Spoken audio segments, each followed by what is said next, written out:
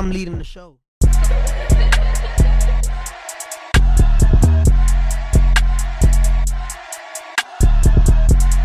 Boom. Perfect. Mark Miyashiro, right? Aloha. It's good to have you here. I'm personally excited because I know enough about your story to know I'm super interested. Okay, you have one of these stories that I just kind of feel like people nowadays don't have that cool of stories. I'm going to be honest. But a lot of people nowadays, their struggles aren't like that of the past. And I'm always intrigued when it comes to people in the past and their stories. So, Mark, I just want to know, just take it from here. Where would you start with your story? Well, shall I talk about my last name, Miyashiro? Mm-hmm. Okay, when my grandparents came here, the kanji or the character is supposed to be Miyagi. Mm-hmm. But the guy doing the recording of the names put, He was like, Miyashiro. What's the last name? Yeah. You know what I'm saying? So all the guys from the same prefecture got that name. But it's really Miyagi. So if I go to Okinawa, my homeland, it's Miyagi. Interesting. Right. Mm-hmm. So is that where did you grow up exactly? Okay, was so it Okinawa or no? So I was born here. My mom was born on Kauai. My grandmother was born on the Big Island. So I'm like third, fourth generation here in Hawaii. Right. Why did you guys come here in the first place? Okay, my great-grandfather was in the Russo-Japanese War. And he got shot in the cheek, and the bullet landed on his tongue. And he came to the conclusion that his son, my grandfather, would not serve in the Japanese draft. So he sent him to Hawaii. Yeah. And my grandfather worked in the cane fields as a water boy. Interesting. I mean, to be honest, a bullet to the face, I'd be like, I'm done with this too. You know what I'm saying? Nobody needs to go through this. We're good on that. No one needs bullets to the face, right? That whole situation with the war in Okinawa, I don't know a lot. Okay, I don't know a lot, but I do know that there is some form of, I guess you could say like animosity or tension between Okinawa and Japan and Japanese culture. Like what? Yeah. Can you explain like what that's about? The Japanese consider Okinawans dogs. They call them lazy, drunkards, womanizers. I mean, they're like the scum of the earth. So they don't even consider them being human, but dogs. Yeah, like a subclass. Yeah. And so there's always been this animosity. But what happened in the Okinawan immigration thing is they banded together. And Japanese, we always say that the Japanese are not united, whereas here in Hawaii, we're called United Okinawan Association. So the Okinawans, because of the persecution, they united together and they helped out each other in business, in life, and that's how they got ahead in Hawaii. Wow. That's interesting. Because me speaking objectively, like as an outsider and relatively new to Hawaii, I'm not going to lie, everything kind of blends in. So for me, I wouldn't even know that there was even such a thing as an turmoil between, in this case, Okinawa and Japan. Yeah. Which is insane. So that happened, right? Yeah. There was war. Your great-grandfather was like, screw this. Yeah. We're not doing this anymore. Right. And that's how you guys are here right now. Yes. Okay. And you have a book that pretty much is illustrating everything that we're going to be talking about. Olympic Grill, right? Right. Okay. So where does your story begin in the grand scheme of things when it comes to Olympic Grill? Because you have a story, man. Yeah. So shall I go to another and then come back to the book? No, whatever. Yeah. Okay, let's go to 2009. Okay. Okay. So I don't know if you noticed this or not, but I have a mental illness. I have schizophrenia. And I went to see my therapist. And we were talking about then President-elect Obama. And I saw a speech that he gave in 2008 in which he mocked God and the Bible. And he quoted different scripture in the Bible. Was that the speech where he was like, what are we going to use to govern Right. our stuff? Is it going to be Leviticus? And then he Right. started like quoting, right? Yeah. I do remember that speech. So he was mocking God. And so I got upset and I told my therapist, well, maybe he's the Antichrist. And what I should do is get a slingshot, shoot him in the neck, and see if he comes back to life. Now, he was president-elect. He wasn't president. Not even the man yet. Yeah, but he was elected already. Okay. So, I don't know, 3 weeks went by, and I'm sitting at home, and all of a sudden, here comes a knock on the door. And it's the Secret Service. And they come in, no warrant, no nothing, and just sit down and ask me all kinds of questions. And then next thing I know is they're searching the house. So in the house, my wife has a registered SKS rifle. It's registered now. And I have 300 rounds included with the firearm. So they haul me off. You know, I go to downtown. They arrest me. They book me and everything. And next thing I know, I'm in federal detention center. And so I don't have money. I don't have money to hire a good attorney. So I take the public defender. And he tries his best, but I realized that the charges that I was charged, 97% of the time, the feds will win against you. So I'm looking at 5 years for the firearm violation. And for every round of ammunition, that's 300 rounds, serving a year. That's crazy. That's ridiculous. And it all came from these, to go back a little bit, it all came from these comments that you made to your therapist. Right. Like, how was it that was even possible? Because I would assume that when you talk to a therapist, there's Right. some type of confidentiality. Right, that's what I thought. There's legal things that are bounding somebody to keep your information confidential. So it's just kind of like, how did that even occur in the first freaking place? Right. And if you know me, I'm not that kind of a violent guy that I'm going to go threaten the president. Mark, you're very unsuspecting.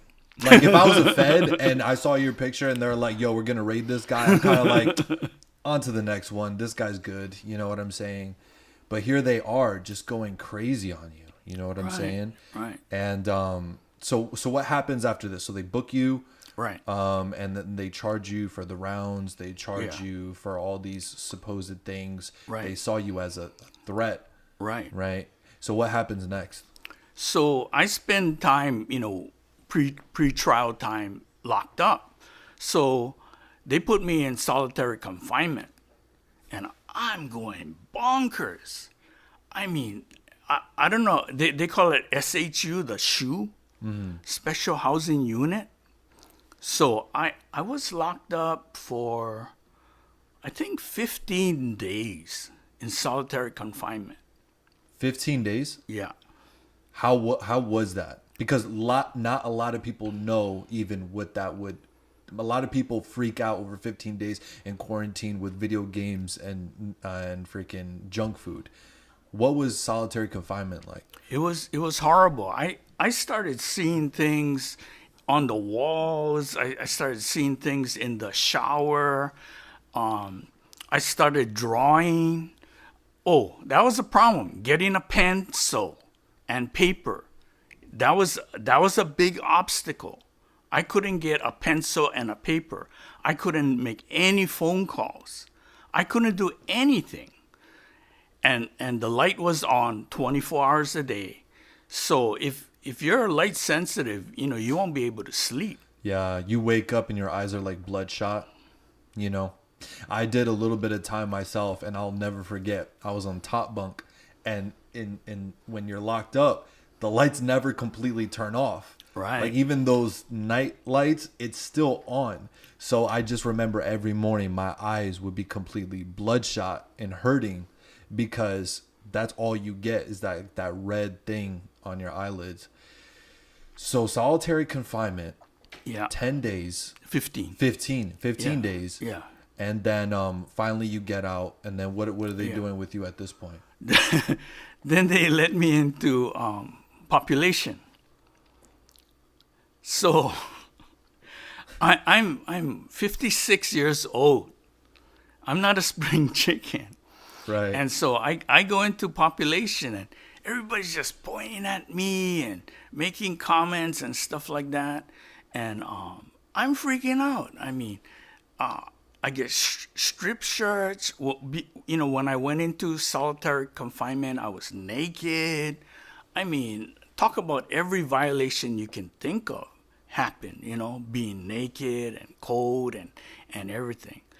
And so I end up in general population.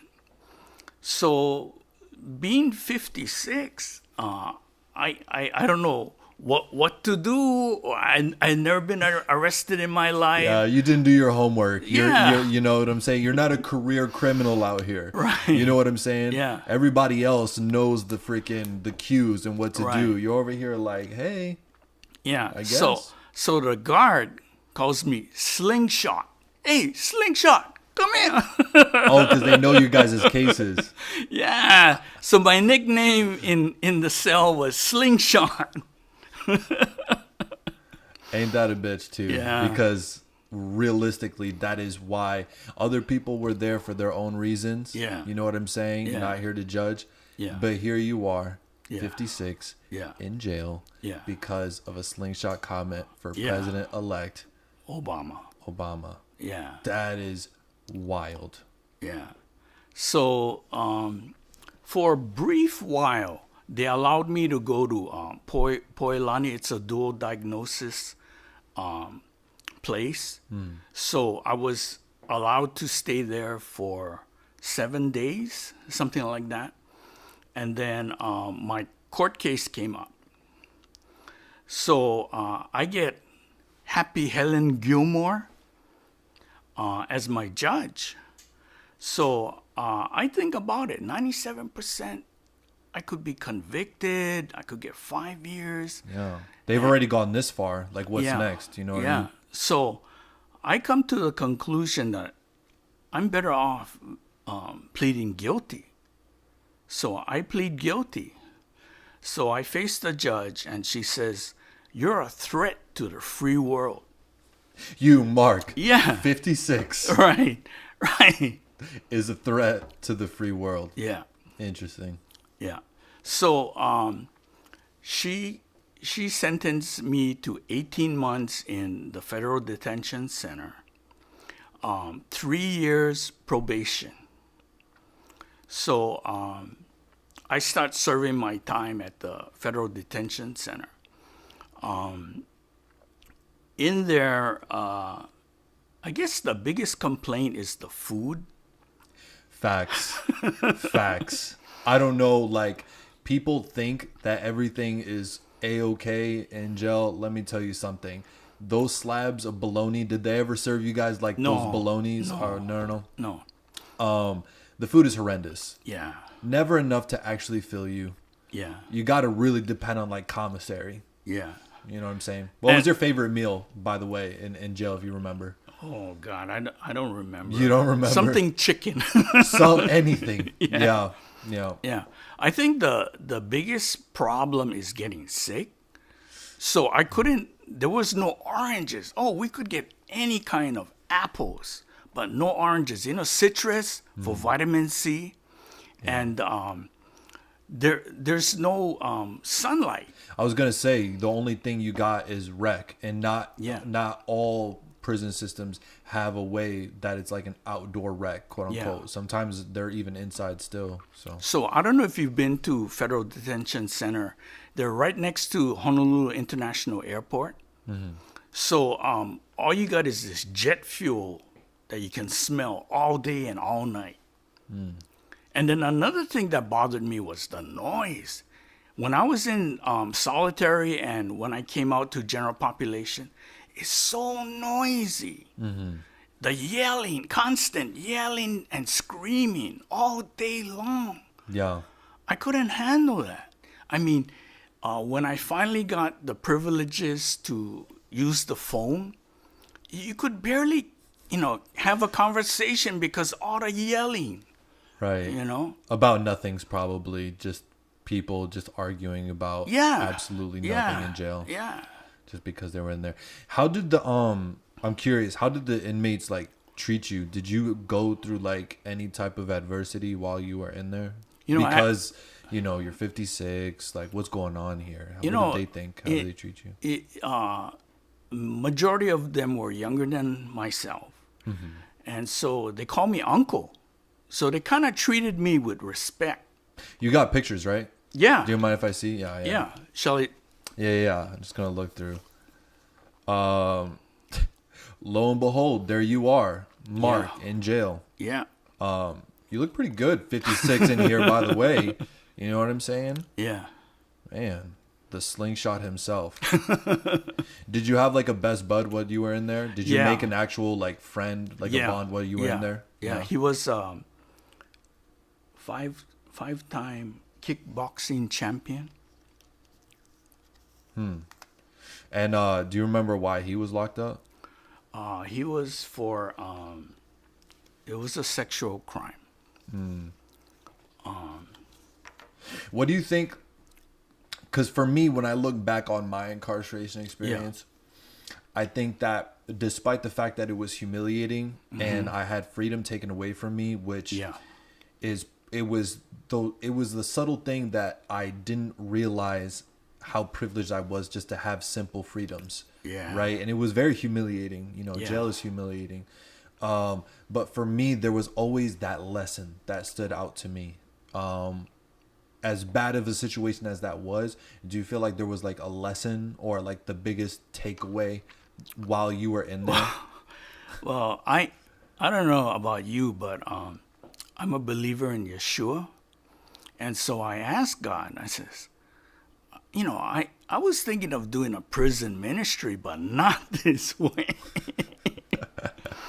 So while I was in there, I tried to see some kind of value or lesson from being locked up. Yeah, you're there. You might as well, right? So I kept like a journal. Every day I wrote something down.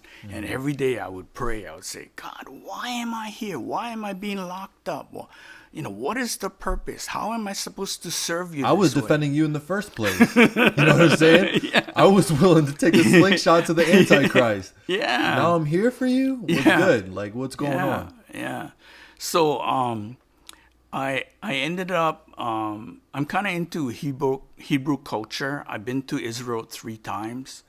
I served in full-time ministry from 1997 to 2000.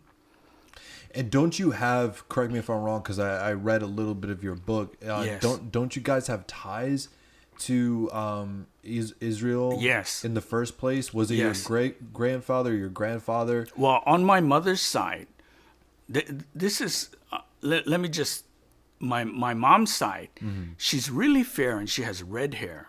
A lot of Jews have red hair, okay? But my paternal grandmother, she has blue eyes.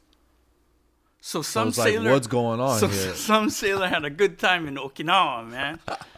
Probably a Portuguese sailor had a good time in Okinawa, Some handsome lad having a ball, And then she had tattoos. They put tattoos on the women, on the fingers, because they didn't want the women to get raped. Crazy. So each prefecture would have their own tattoos. And my grandmother died at 100, Dang. And I seen her. She was in Boyle Heights in L.A. and God, she must have been in her 90s or something like that. And when I used to see her as a child, when I was like 5, 6 years old, she lived in Ewa, in Oahu, and she would give me 50 cents to go buy ice cream. But when I saw her in Boyles Heights in 1983, she gave me $5. So who was it that was related in some way that they were Jewish? Because My mom. Your mom. Yeah. So each Japanese family has what they call a mon, a family crescent, and my mon is from the house of David, so from the house of Judah. No one would have ever suspected. And when I was reading this story, that was the first time I ever heard Okinawan or Japanese Jews. Yeah. Like, that is unheard of. You know what I'm saying? Yeah. I never heard about it. So when I read that, I was just kind of like, that is crazy interesting. And then about 2 days ago, I subscribed to this Living DNA, and they did a check on my mom, and they go back thousands of years, and they trace her back to Siberia and other European countries. So could be Russian Jew. That's crazy. Yeah. So now at this point, you're locked up. Right. The Slingshot himself. Right. Okay. You said 18 months? Yes. 3 years probation. Right. Okay. What happened after the fact? Then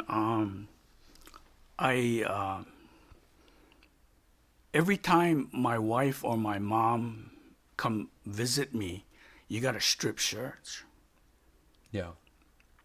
You know, that was humiliating. So my mom came and visited me, and my wife came every week to visit me.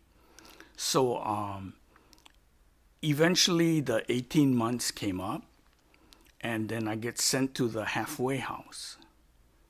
So at the halfway house, I find out that my mom's dying of pancreatic cancer. And they were kind enough to allow me to go visit her once. So I went and visited my mom in the hospice in Nuuanu. And she says to me, "You are the crown of my glory." And I never forgot that. Damn. That's what she told me. And that was the last time they Then she died. you saw her. Yeah. Yeah. So I was allowed to go to the funeral, but as soon as it was done, I was sent back to the halfway house. the halfway house. And then several months later, my daughter got married. So they allowed me to go to the wedding. And the same deal, I went to the wedding, and then I had to go right back to the halfway house. And all of this humiliation, right? Yeah. All of this time away from your family. Yeah. All of this Yeah. is all because of a Slingshot comment Right. Right. about President-elect. And it was obviously, and not only that, but it was to a therapist. Yeah. Yeah. Nonetheless. Yeah. You know what I'm saying? Yeah. Because, if you had done something wild, I would have been like, well, I mean, I guess you could miss a few weddings here and there. Yeah. But all you did was make some comments. Yeah. You know what I'm saying? Yeah. And you already had the schizophrenia as Right. is. Right. You know what I'm saying? Yeah. So how long were you in the halfway house? I think I was there 2 months or so. 2 months. Yeah, and I got in trouble because one of the guys in our unit was stealing food, canned goods. Spam? Was it spam? Yeah. Tell me, Mark. Yeah, it was spam. That's some Hawaiian shit. Yeah. Right So no matter how much they pressured me, I didn't turn him in. I kept saying I didn't know anything about it. Yeah. So I got in trouble with that. So I forgot what they did to punish me, but they punished me somehow. I forgot. Yeah. So how long after the jail, Yeah. right? So freaking therapist comments, Yeah. 18 months, Yeah. 3 years probation. Yeah. You know what I'm saying? Yeah. In prison. Like that's Yeah. that is not escaping you by any means. Every Right. time that you try to apply anywhere, do Yeah. anything, they're like, "Yo, Mark, what's going on here? Yeah. You were in prison?" Yeah, and Why? I have to write down I'm a convicted felon. Every single time. Yeah. Every single time. Yeah. And then so what made you write Olympic Grill? Okay. I had not done a term paper in English literature in college, and the title or the term paper was called "Call Me Ishmael," which is in the Moby Dick character in the book, and I could never finish it. Okay, so 20 years later, bing, I read the Bible and I realized that Ishmael is the first guy that gets circumcised. Bing! So I write the paper down. I go to UH. I go to Professor Winter's office and I slide the paper in. And so my mom, who told me when I was 14 that she wanted me to be a writer, it finally dawned on me that I could write. Yeah. And So- now you have a story. So I spent 7 years writing Olympic Grill. Wow. Yeah. Olympic Grill. Can I see the book? Sure. So I skimmed through it. I really wanted to hear the story Yeah. from your mouth. But Yeah. Olympic Grill, a lot of the things that really put it into perspective for me was the open and honesty about it. Yeah. And that's one thing that when you go through something like that, it definitely peels back the layers of your being. You know what I'm saying? The circumstances of jail, just peeling back everything, all these type of structures that you build up for yourself is just torn down completely. You know what I'm saying? So what made you just once and for all, besides that fact, Yeah. and it took you 7 years Yeah. to write Olympic Grill. So sadly, my mom died in 2010. And I self-published the book in 2013, July 5th. So she never got to read the book or know that I became a writer. Yeah. So I published the book on my own because I knew I couldn't find somebody willing to help me out. And so recently, what I've done is I've written another book, an ebook, and the ebook is called How I Published My Book for Under $356. And that's also on Amazon, which has my other books. Yeah, we'll definitely be sharing that in the link below this video, because so many people are like, I want to write a book. Yeah. How do I even? You know what I'm saying? So I hooked up with this live online classes.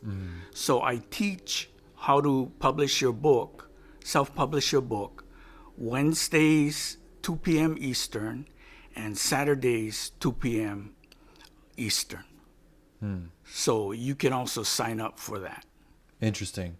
I love it. I love it, man. I've always thought about the whole concept of writing a book, right? But that in and of itself is just freaking like mind blowing. And anybody, and especially the way that it was all put together, I'm not even that big of a reader, but then especially when you started to talk about like the schizophrenia and stuff like that, it definitely pulled me in with your open and honesty. Yeah. And again, I appreciate you talking about everything open and honestly, because that is, people end up in bad circumstances all the time. If you think you've had a bad day, you've never had I've been to jail or prison for 18 months type of day. You know what I'm saying? Over a slingshot comment. We're doing a survey around the country on the way population handles themselves and speaks and deals with their friends and interact with their peers.